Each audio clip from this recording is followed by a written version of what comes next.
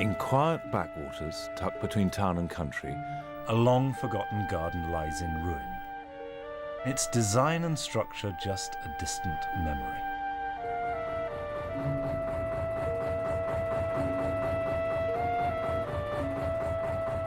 This patch of land was part of a vibrant and colourful community that thrived on the canals of Britain. The secrets that lie buried in this garden will hopefully unveil a time before technology ruled the pace of our lives.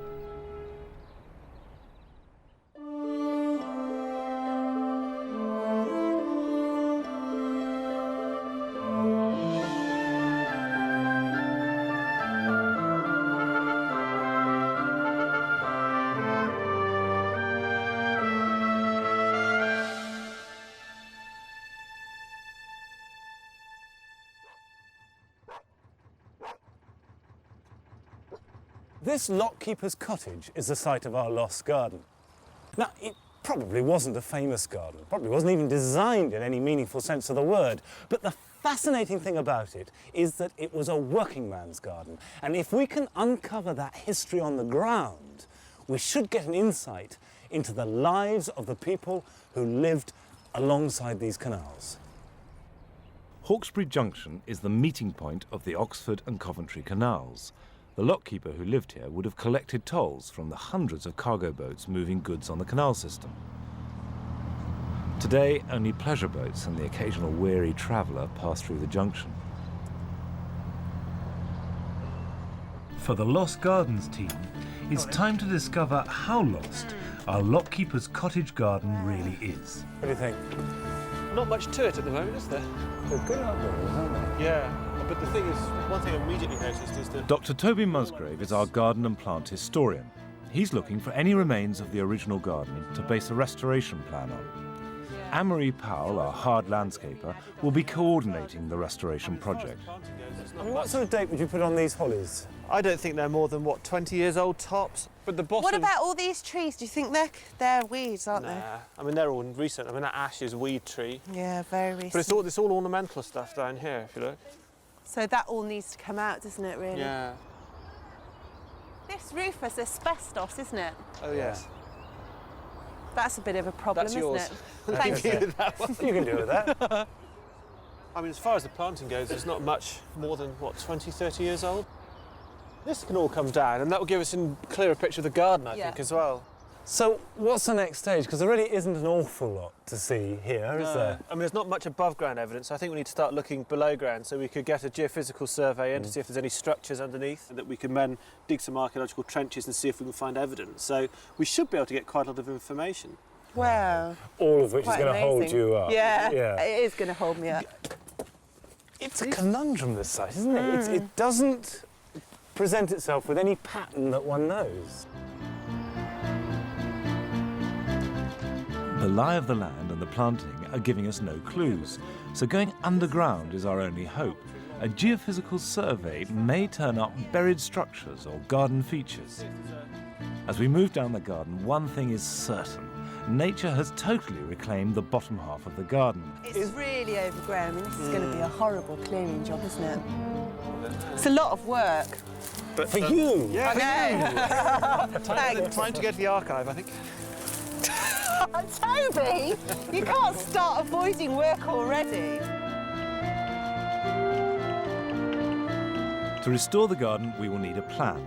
And to put that plan together, we not only need evidence from the ground, we need research. From Toby's team of social historians and horticultural experts. They're setting up a database in the old toll booth.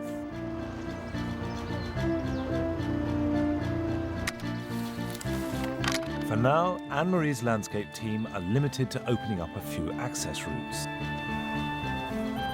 The archaeologists will need most of the morning to survey the ground, giving Toby time to pin down a restoration date for the garden.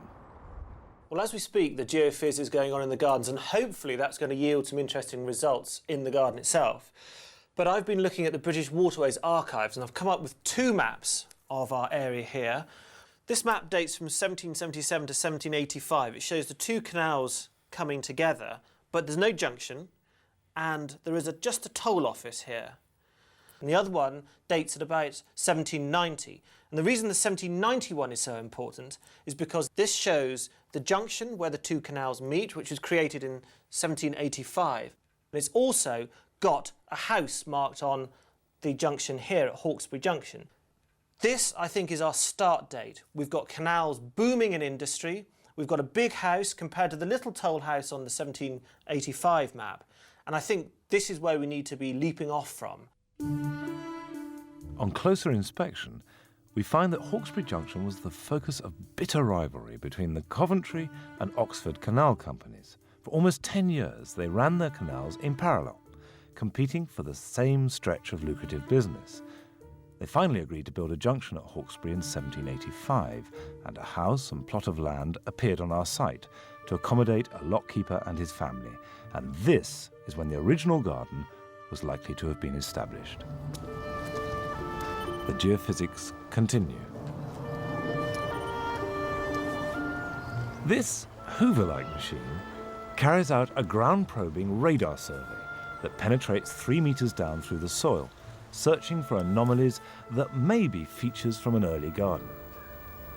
Will science uncover over 200 years of history to reveal our garden? Whilst we await the results, Anne-Marie has an overgrown hawthorn hedge to deal with. Now, there's been some debate about this hedge. What we'd really like to do is actually layer it, but it's got too old and too thick for that to work. So what we've decided to do is actually cut this, prune it hard back down to the ground, and then we're going to interplant with young plants in between. Hawthorn will come back with no problems.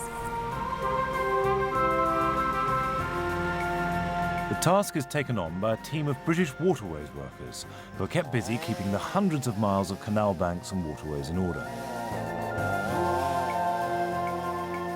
We can be getting on in another part of the garden, down here. There's so much brash and rubbish to be got rid of that I want to make a start on it now. Lads, come on then. You look tooled up, but do you want to do any work? Absolutely, we're There's quite loads fit to and do. raring to go.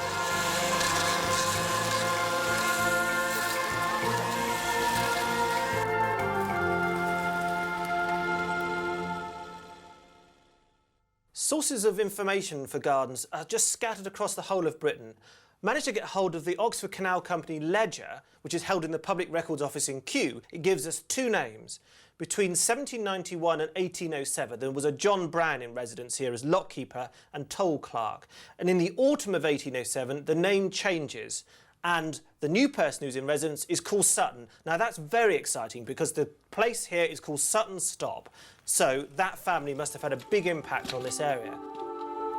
We know that Richard Sutton was established as lockkeeper in 1807, and census records show him living here in 1841, and then show his son, Henry Sutton, and family and servant, residing in the cottage in 1851. So, living here for over 40 years, the Suttons would have had time to establish a substantial garden at the cottage. We need to find out more about Richard and his family. As you know, or maybe as you don't know, we've got 5 days to do this garden and rebuild it whilst we're here. We don't want to rush... Horticultural students from Solihull College have volunteered their services and are gearing up for some hard graft. So good. I hope you enjoy it. Let's get our tools and get cracking, I think. Clearing away years of neglect and debris from the site is back-breaking work. It soon becomes obvious that our garden has been used as a dumping ground for rubbish from the canal, and rumours of an old buried car under the tons of dredging spur the team on.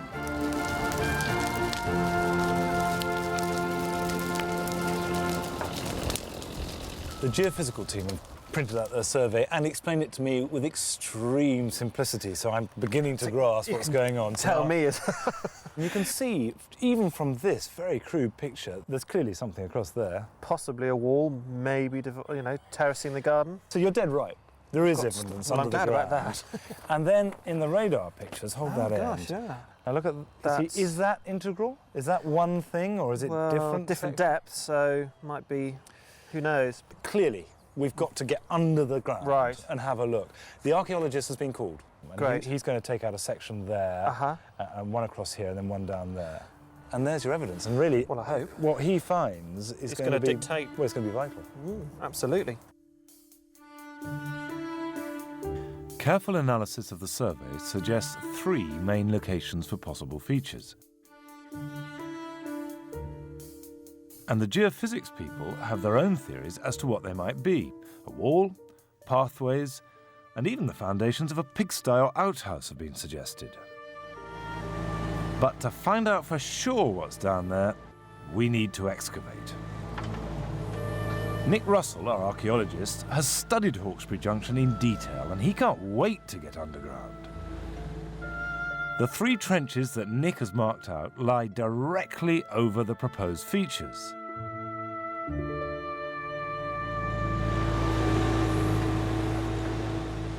If there's a garden here at all, we could be about to find it. Hold on. Whoa, whoa, whoa, whoa, whoa, look, there's something there. Is that... That's brick, isn't it? There's a piece of tile. Well, I think I'm uncovering some sort of drainage. It's got a stone capping on it, which is unusual for a normal drain. So I don't think it's anything to do with the toilet behind us. Right. I think it's more than likely that it's the culvert from the canal. So you're saying this is the plug hole for the canal? It may well be the plug hole for the canal, yeah. We know it runs through this garden, but we don't know exactly where on the ground it is. You do now. Toby, come and have a look at this. This apparently is either the drain for the loo or the entire canal system could well be passing under there if we break into it or whatever. But I mean, rather than a wall or a path or anything like that. Oh, at least we found something. Although it's not That's not gardens. what you want. Yeah. If the culvert lying under the garden is connected to the canal lock, it could possibly mean that this land was part of the overflow system for the canal, and that wouldn't be good news for a garden.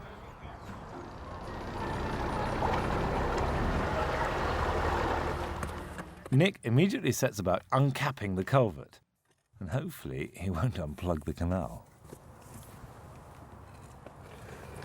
That isn't from the canal, is it? That's a grave, isn't it? That's a brick-lined culvert. It's a sewage drain. But I think it probably comes from the period of the rebuilding of the house. When was the house rebuilt? The house was rebuilt in 1863. Is that depth of soil what you'd expect to build up in 140 years, or do you think someone's been brought in? It's possible, but I have a feeling some of it's been imported. This level here is mainly building and demolition rubble. Right. There's a lot of rubbish in it. Some of it would have built up, but I think mainly it's been brought in. What, from clearing the canal? Possibly from the canal. I tell you what, I can smell that drain strongly. Can we put the lid back on? I think so. It's not a garden feature. It's not a pleasant smell. That's better. Well, that was interesting, but very unproductive. Very. It's funny how holes in the ground seem to attract everybody's attention. But by tea time, we've dug 3 trenches and found nothing. We thought on the geophysical survey there was a structure of some kind running across. And all that we found is a burnt layer, probably over a path, but that's 2 foot down, which means that the surface of the garden at some stage was that deep. But when? No evidence of what date that might be. And then down here we've checked, and it's extremely confusing. You've got a path, you've got a wall going across the path, so that's 2 different dates. You've got another path coming down across that, but no way of dating those. So lots of questions that we need to solve. And I think one of the things we've got to do tomorrow is analyse what we've got, be coldly objective about it, and then make a decision about the garden we're going to put back. Because if we don't, we could be scratching around here all week.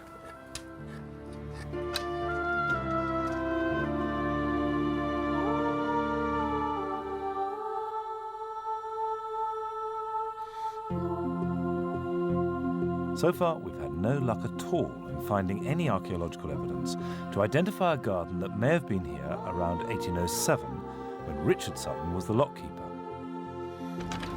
By mid-morning, the 3 trenches have become crater-like as the archaeology team continue their search underground. Our teams of volunteers have managed to clear tons of rubbish from the site. But all this hard work and preparation is pointless if we have no plan of a garden to restore. We gave ourselves a deadline at midday to find something in the ground, and we tried. We dug holes everywhere and found nothing. Nothing that tells us that a particular garden of a particular date was here. So we're stopping it. No more archaeology.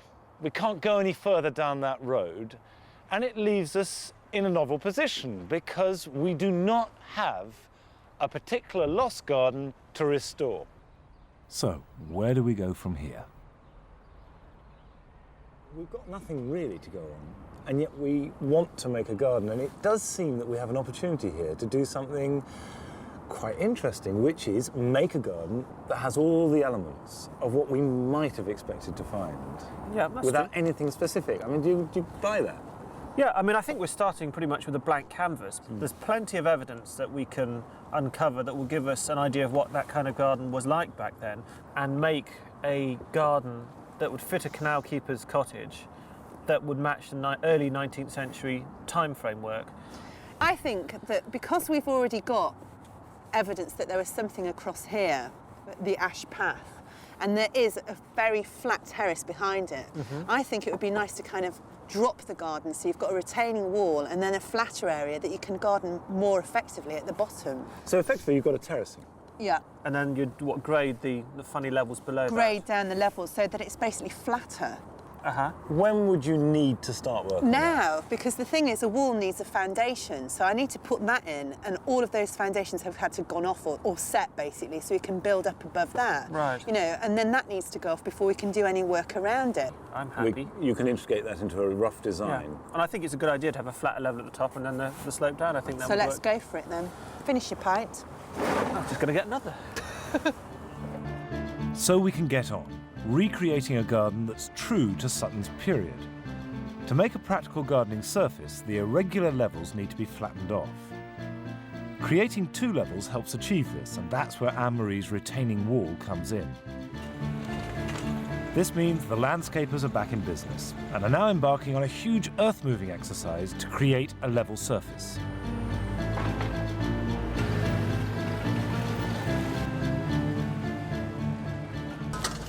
We're starting off and we're getting this garden levelled. We've got the first level bit here, drops down to a concrete footing. There's going to be a retaining wall there. This is all going to be graded out. Going to lose that bank there and grade down to a bottom area down there. But the first thing we've got to deal with is this shed, because it's asbestos, so I'm not touching it, and neither are my boys.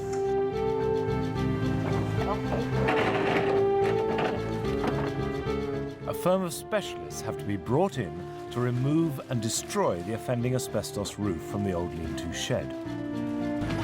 Work is going on, but before long we will need to implement a full design. To recreate a garden that is true to the period and life of Richard Sutton, we must find out everything we can about the man.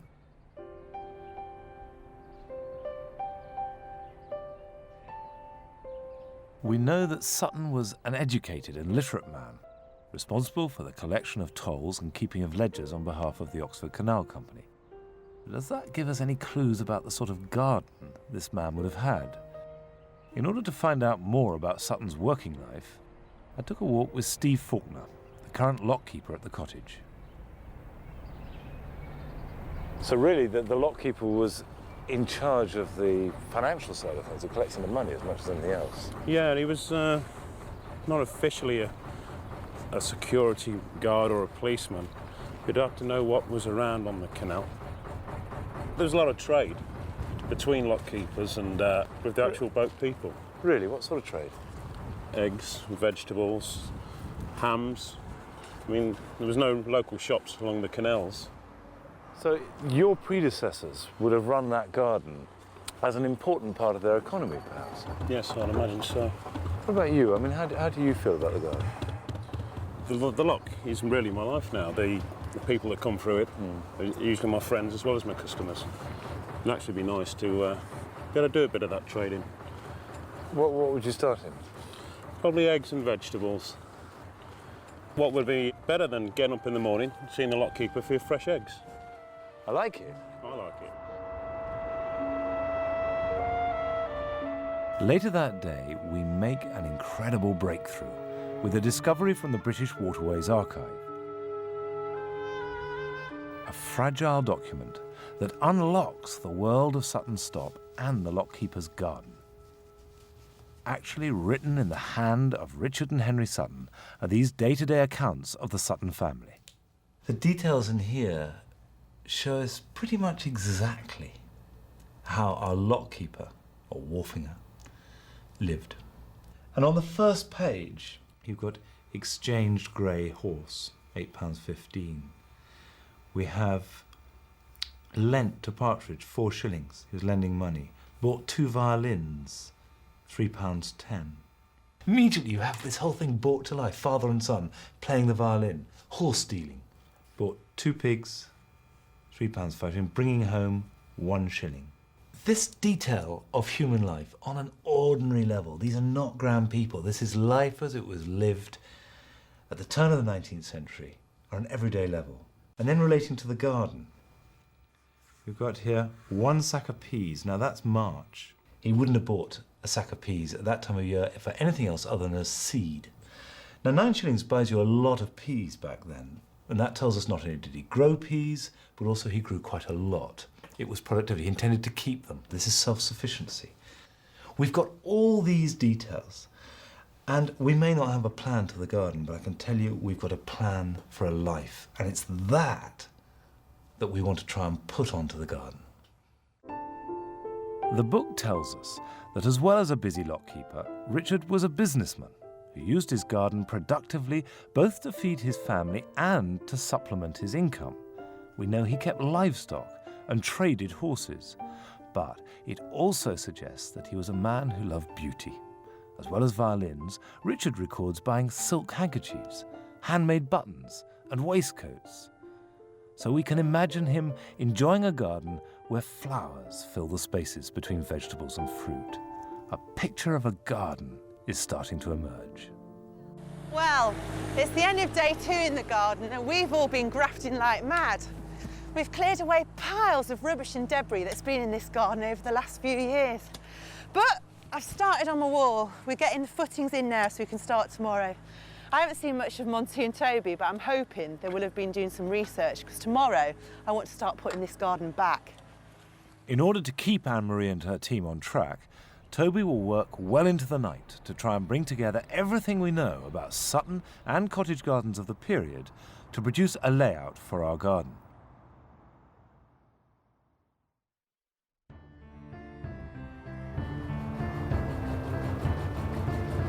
An early morning start, and Steve the lockkeeper is already busy with the first of the canal traffic passing through the junction. The volunteers have arrived bright and early, and I catch up with Toby over breakfast. I mean, I've been doing some work overnight, and we were talking yesterday, and we authorised Anne-Marie to get on with her brick wall, retaining wall, which I believe is happening as we speak. But what I've come up with is a suggestion for a layout. I haven't got as far as the planting yet, but this is the layout for the garden. We've got a path coming down, which is equidistant from entrance from the back of the house and also through the gate from the towpath. That's the existing path that comes in from the towpath down, and it's brick to about here. That's the blue building with the asbestos that's going. Get outside and stop laughing. Come on. Stop the crap out. God, this is fantastic! I mean, obviously the beds are going to be filled with vegetables and fruit and flowers, and these can just be moved as and when the crops change. But what about, I mean, that's only half the garden. We know that was garden, but what about the rest of our area? Well, what I think we should do with the bottom area is that we've put vegetables and flowers up here. We've got a huge space down here for putting in fruit trees, so this could become an orchard area.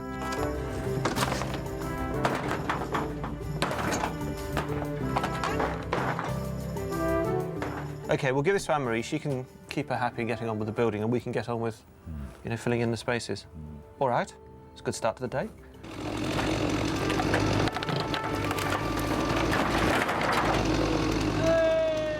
At last, the layout is finalised, and it's all about practical access. A brick path will lead from the back of the house down to the wall and then to a small chicken coop. A dividing fence will separate the vegetable plots from an orchard. Another path, this time made of earth, will run along the side of the garden. To fully implement the design, we must first get the infrastructure in place, and the landscapers are making slow progress with the immense task of creating the garden terraces. Toby's next job is to devise a planting plan that is comparative to an early 19th century garden.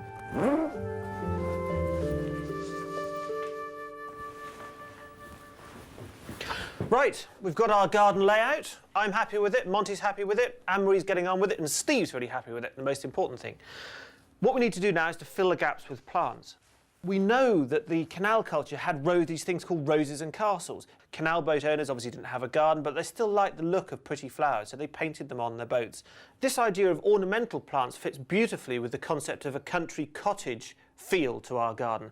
I've gone away and had a look through a load of seed catalogues and come up with this enormous list, and we're condensing that down now to the ornamental country cottage plants. And I've managed to get hold of some of these beautiful books that were published in the start of the 19th century, and they're just full of these lovely plates. These are delphiniums, all the different types of delphiniums that were grown at the time. Again, a lovely country cottage plant, just grown for centuries. Wonderful, wonderful plants. And things such as heartsease here. Again, very old-fashioned, grown for a very long time, but also grown because it was a flea repellent. The other thing that's very important that we have to do is to make sure that the plants that we put in are period correct, i.e. they would have been grown at the time and available at the time. Take carrots, for example. We've got this lovely picture here. Now, that carrot could come from Sainsbury's, but some of these other ones are a little bit more unusual, and we may find that they have actually died out. So one of the things we've got to do is make sure our list is appropriate, and then make sure we can find the right kind of vegetables. And that's something I'm going to really need the help of the crew with, because it's going to be a long job.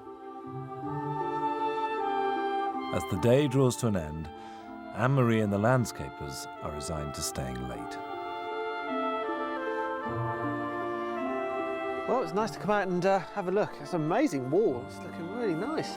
The wall's looking good. We've marked out these paths now, so I'm going to have to get a crack on this tomorrow and get this in. Well, we had to get everything right, so it's all right now, and I'm not going to be holding you up anymore. Excellent. We might be working late tonight by lights, which I'm not really that happy about, but we'll make a good crack at it tomorrow. Excellent. Hopefully. I'll be out here to plant on Friday. Really? I will, promise. The team will work well into the night to make a start cutting out the brick pathways and trying to finish the wall structure. This will be crucial so that we can make real progress on this garden tomorrow.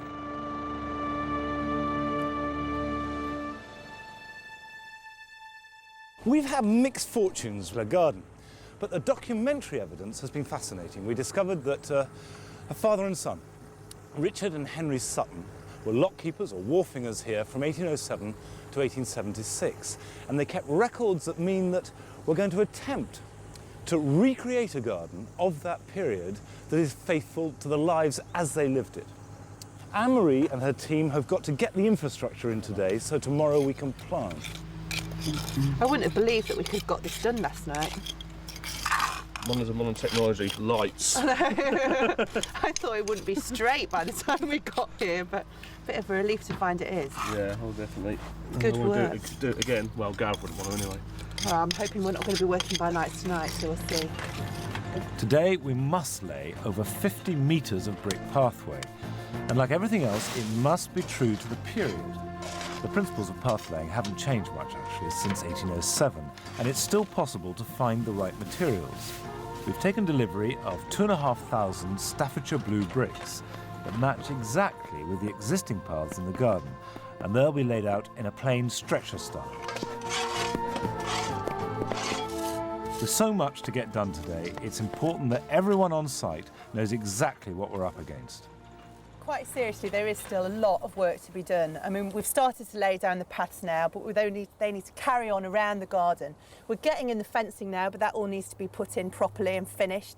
We want to put in all of the beds, mark them all out and cultivate that soil, so tomorrow morning we're ready to go. So it is a case of hard graft, but by the end of today, we've got to have it finished. With one final push, the landscaping should be in place. Volunteers are starting to break up and cultivate the soil in the planting beds. But the orchard area is too vast to attempt to dig over by hand, so Anne-Marie has employed some real horsepower. In charge of the plough is Barry Gamble, a hostler who still works with horses in the Midlands. How long have you been doing it? I always have been. I used to do it with my dad, like, you know, he was an hostler on the farm, and go and take him a cup of tea, like, you know, and while he was drinking his cup of tea, we'd go up the field and do a furrow and things like that, like, you know. I bet you love this way of life, don't you? I'm You can't quite beat it. envious. You cannot beat it. In order to sow a meadow in this orchard area, the soil has to be transformed from compacted earth to a fine tilth. Fantastic. Come on. So obedient. It's amazing. Oh, then you've got to have the animals in control. With your back. With your back. Whoa. Okay, you gonna have a go? Am I? Yeah, Just I'd love to. Just hold on, that'll be quite all right with you. Walk on, boys. Boys. Steady. There's no doubt that Richard Sutton would have put his horses to work on the land, and it feels good to have them on site, turning the soil using traditional methods, just as it would have been done back in Sutton's day. They really do. I mean, I usually love machines, but I'm going to go back to the old ways, I've decided. I love these horses. Can I take them home? You can't take them home, no. We've been on the phone for hours here trying to track down the varieties that were grown back in our period between 1807 and 1844. But as we suspected, many of the varieties of fruit and vegetables have died out. This is particularly a problem with the vegetables, although we have had some successes, such as Long Surrey Red is a carrot type that was grown back then, and we have been able to get that. Taking the canal theme, we've put ornamental plants in that pick up on the roses and castles theme. So we've got pinks, dianthus. And there's one particular success that we've had, which is a lovely story. In 1831, there was a book written by George Lindley in which he describes a Wyken pippin apple as being specific to this area. It was first grown 2 miles from Coventry. And in the book, he said that every country cottage garden in the area had between 2 and 12 trees of this variety, and we've managed to track that down. So that's a lovely link with this particular part of Britain. And another fruit tree we're putting in is a medlar. That goes right back to medieval times, and that's something that Steve wants to grow because he wants to make jam for it. And this whole thing ties up with his idea of wanting to sustain the land, to grow what he wants to grow, just as Sutton would have done back in his time. So it's really coming together. One question that still intrigues me about Richard Sutton is how did his garden, that thrived at the centre of a bustling community, manage to end up in ruin? Tucked inside the Sutton family account book, we found a small note that records the death of Richard Sutton in 1846, and then laments the departure of the Sutton family from the house soon after. And there is no further trace of the Suttons living at Hawkesbury Junction.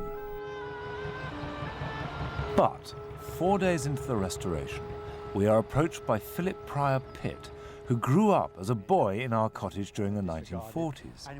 His father inherited some of the features from Sutton's garden. I grew up in the garden that had its fruit trees and its soft fruits, rhubarb.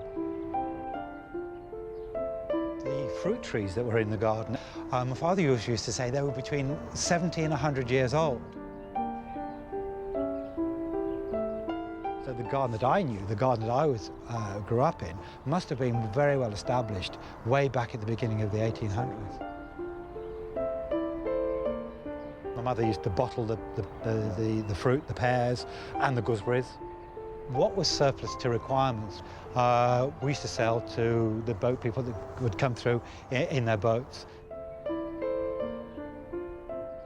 Working canal life at this time was in terminal decline. Families were struggling to make ends meet. And the Second World War brought both hardship and disaster to Coventry and the garden. The power station, the Longford power station, was the sole power for Coventry. And a bomb dropped within sort of almost speaking distance of where we're sitting now, flooded the garden. They had 16 miles of water in the garden. The bomb all but destroyed the garden, and over a period of time, Philip's father worked hard to rebuild it, but it was later subject to further disaster. We lived then in here till the beginning part of the 1960s. And after we left, the person that moved in Ed was not interested in the garden at all. I came back one day to be absolutely horrified. He'd allowed the British Waterways to dump the dredging from the canals into the garden. It's now plain to see why archaeology and geophysics threw up nothing but red herrings on this site. Both the flood and neglect had erased any trace of the original garden.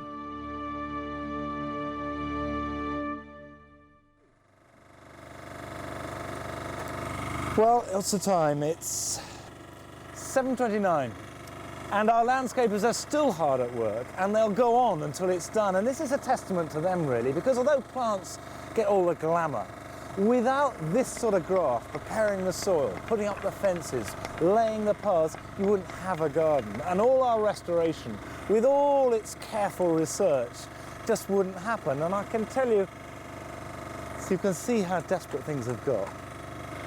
Even Toby is digging.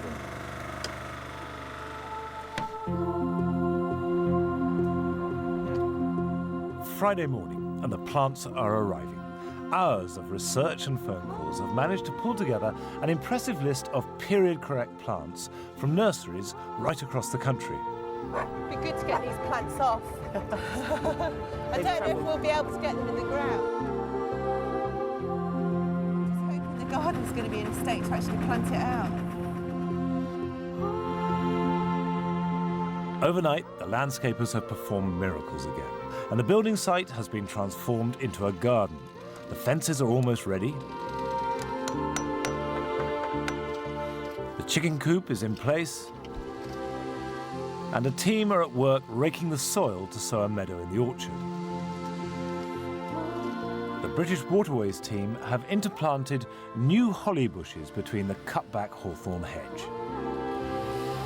Last day, innit? Friday feeling. It'll all be done, won't it? It will, but not by today.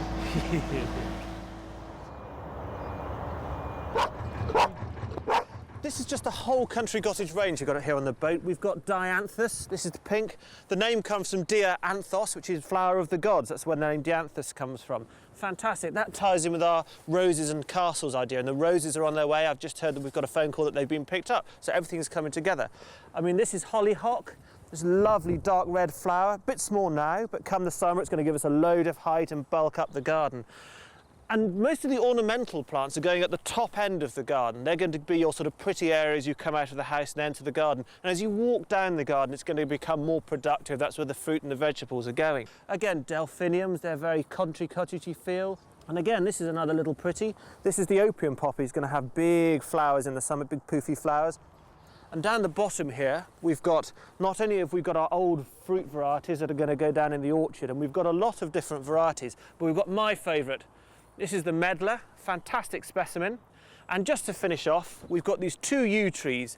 They're going to go either side of our arbour, and they're going to be trained over the top, so you've got this big arch over which we're just going to cover in climbers. So here it is. Here's our country cottage garden, and Steve and his wife are just going to eat so well. When we left here last night, this was a building site, and this morning it's a garden, which is just as well, because we've got a plan that was supposed to be a garden, but it's not quite right. So I've taken some decisions entirely off my own bat, and everyone will have to live with it. I reckon Sutton would have come out of here, tool shed or whatever there, he wants a path. So I've made a path across here. It's just earth, it can be moved, but we can get at these borders. Another one straight at the end. See, Toby, with his great path-making skills, is doing it. Come through here, it's down the steps.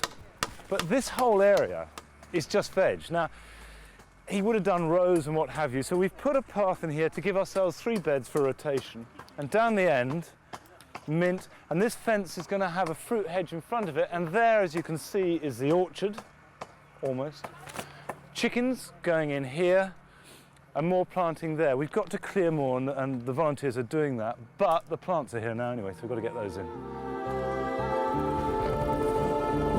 There it goes. Watch yourself, Tobes. You all right? Yep. goes in. Oh, look at that. Plants and a big grin. I'll take that off. You can get some more. Okay. Fantastic.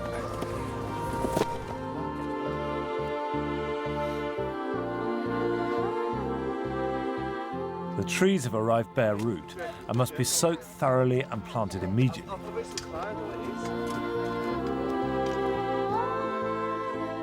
As well as the Wicken Pippin and Medlar, we will plant around 22 trees in the garden, amongst them Colonel Vaughan apples, Morello cherry trees, and Burhardy pears. Are they planting them in lines? Yeah, because he would have planted them in lines. He wouldn't just dotted them around saying, let's be creative. It was a crop. Yeah. If you're planting an I orchard, don't think of it like you that. just space it out. It's a crop. He would have grazed underneath. He's a very practical man, you know, ordered. Should we get practical ourselves, though? We just got to plant and sow and get on, because Yeah. I tell you what, Doesn't bear thinking about, does it? Well, down the other end of the garden, they're getting on with putting their straight rows of this, that and the other in. But up here, it's much more informal. It's just going to be a riot of colours and heights and textures. And it's also going to smell lovely. But one thing we are going to put up to this end is the fig, because that needs a south-facing wall, and it kind of ties in with this idea of mixing fruit and vegetables with the ornamentals. And the one thing we have to remember with this garden is that we're putting everything in at once, whereas Sutton would have evolved his garden over a number of years, you know, getting cuttings from friends and people on the boats. So that's something we have to bear in mind. But for Steve, he's going to have a really lovely garden this summer, and it's going to look and smell absolutely fantastic. after laying out, planting can start in earnest. Viola and foxgloves, the cottage garden favourites, will be mixed in with beautiful lily of the valley and sweet williams. There's these sweet williams as well, just to sort of spread along. The scents and colours just mix randomly and will be framed by a rosemary hedge running against the wall.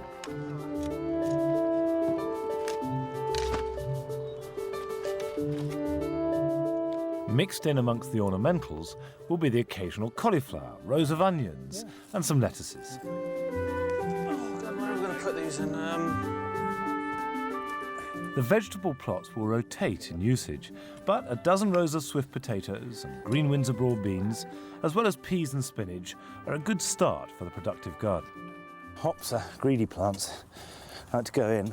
And about the time of our garden, there's a big debate going on because Loudon talks about the need for the cottager's wife to have cups of tea to keep her morale up. And he says even twice a day she should be allowed to do that, but not at the expense of hops and ale. But William Cobbett railed against tea. He said it was a terrible thing and it was ruining the working man's life. He had to boil up a kettle and make this a effete, effeminate foreign drink when he could be drinking good, decent British ale. Sutton probably would have been between the two, but here we are, hops, and he can collect them and use them to brew in the kitchen. Before we came here, it was very overgrown, very boggy. Nothing like what you call a garden. You just tear your hair out. You'd have thought, no, you couldn't put a garden in there. But with this little army over the week, we're definitely getting there.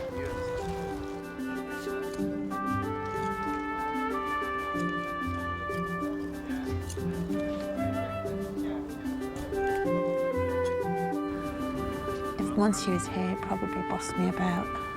It feels like a really delicate job.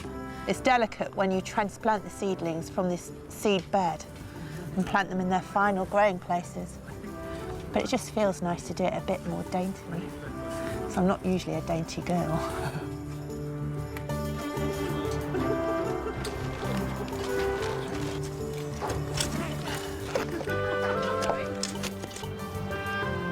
And Henry Sutton, we know he bought seed peas.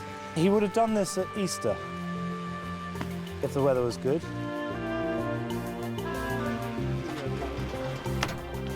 Where else you want to move it? You need to slide something? Yeah.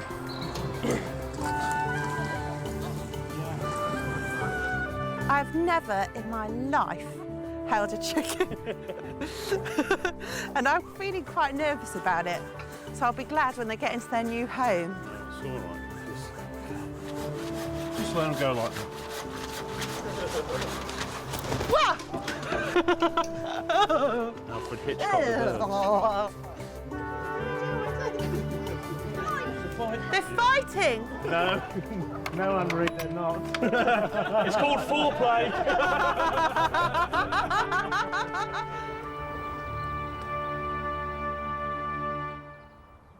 Quite like the way we're finishing by casting our seed on the Feels ground. good. Broadcasting.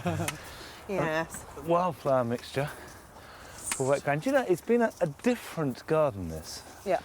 It's been very, I like it because it's been very social and open. Everybody walking on the canal towpath just sort of dropped in and had a look. I like that as well. I like the way that we've had a chance to drop in to the mind of the Suttons and of the canal people. I found that as exciting, really, a way of getting into a garden as any possible. I like the tradition. That Shire horse blew me away.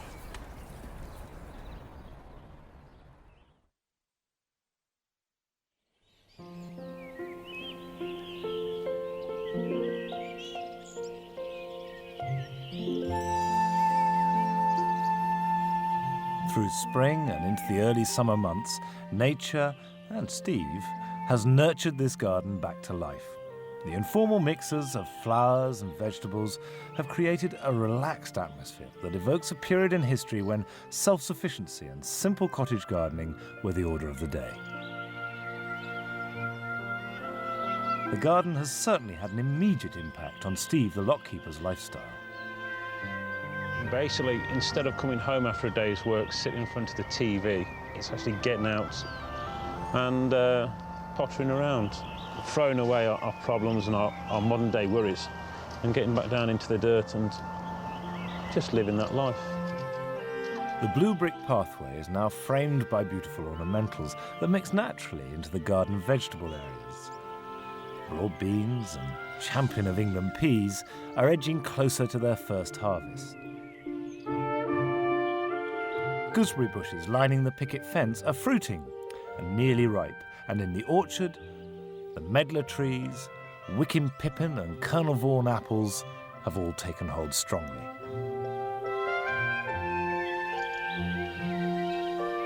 The wild meadow with chamomile and cornflower has flourished. Steve will cut and rake it to provide compost and hay for the garden. Steve's chickens also play their part in the organic cycle, acting as pest controllers. Steve is determined to maintain this garden organically, using traditional methods and based on plants that were available at the turn of the 19th century. These varieties are true survivors and are flourishing in Steve's garden. It is truly organic. You'll see this in the supermarket, and it won't be half as good. It's been a steep learning curve, but it's been just so enjoyable. The garden seemed to know where it wanted to go. It's almost like the spirit of the garden. It determined what was going to grow and what was going to die. This garden wanted to be a garden again.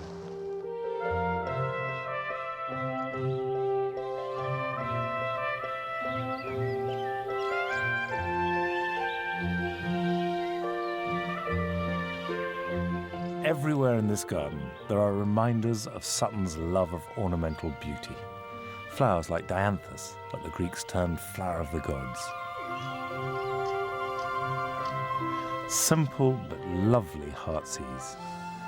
And towers of delphiniums with their intense blue petals. One can only hope that Richard Sutton will be proud to see a restored garden at Sutton Stop, carrying forward his legacy into the 21st century.